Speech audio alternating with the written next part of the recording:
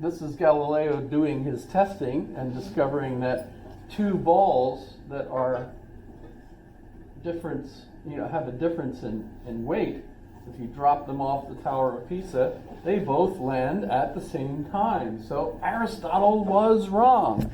And so if Aristotle's wrong about something like that, wow, what else could Aristotle be wrong about? And so the scientific revolution is not the reintroduction of Aristotle for about 200 years that everybody just believed him, but the scientific revolution is when they start using a method, different kinds of machines and things in order to test the way these experiments work out. And you end up then with the scientific revolution being against Aristotelian science. And that opens them up into thinking that we can come up with new experiments and we can solve all of our scientific problems within just a very short period of time. And they began thinking of the universe as a mechanical machine, that literally is like a clock. Not only are they looking at the way the planets and all move and things of that sort, but they're thinking about your body and how your body works as a machine. So, for example, you have a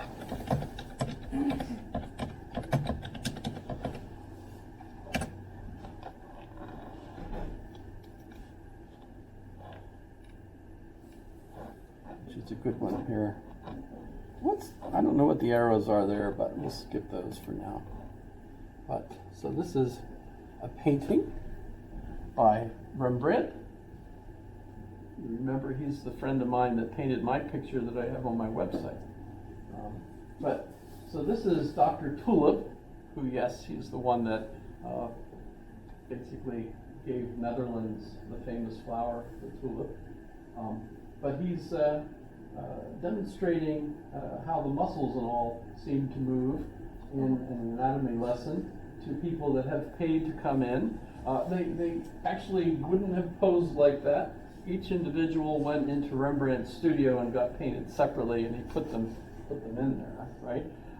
But we also know who the body was, because it was a criminal that had done multiple bad things and finally ended up getting hung that day. And Dr. Tulip paid to have the body delivered, I think in ice, and brought it over and dropped it off from the cart, fresh from the hanging, right? So it was still good. Still good. Fresh. Fresh. You can't do experiments on a non-fresh body. Exactly. And the thing, of course, is that what's neat is we know that this arm was missing because his hand had already been cut off for a previous offense. So what's neat is Rembrandt basically said, well, I don't want to have a missing arm. I'll paint, and so he created an arm, in the painting for the guy that Dr. Tulip is.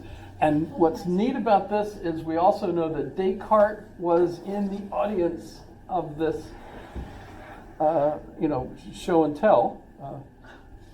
Quiz question? Yes. Quiz question is, who do you think was more influenced by Galileo, Descartes or Hobbes?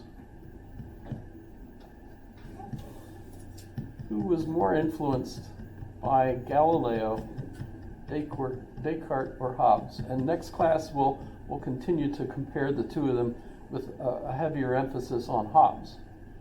Hobbes is primarily going to be focused on psychology and on politics, the society, whereas Rene is talking primarily about the body. And we've got this idea that there's a separation between our mind and our body. I suspect that he only did that because he was trying to keep out of trouble with the church. Well, we'll talk about that next class. Good class, fun, good question. Be careful out there, it's cold. Did you see the Northern Lights yesterday? I did not. So pretty. Oh my gosh, they're so gorgeous. They're gonna be out tonight too. I do go out at night. The moon was beautiful. Yeah, it was. But I spend most of my time watching my dogs to make sure that they don't get in trouble. Have a good rest of your day. You too. Thank you.